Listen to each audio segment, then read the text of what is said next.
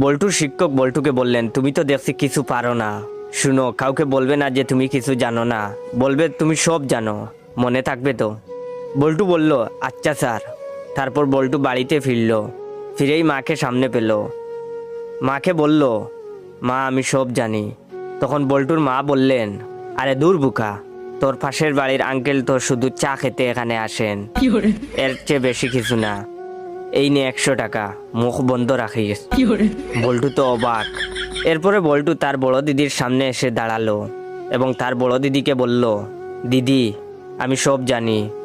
তার দিদি বলল, বাদর ছেলে কোথাকার, তোর রাজুদা শুধু পরীক্ষার সাজেশন নেওয়ার জন্য আসে, এর বেশি কিছু না। এই নে 200 টাকা, কাউকে কিছু বলবি না।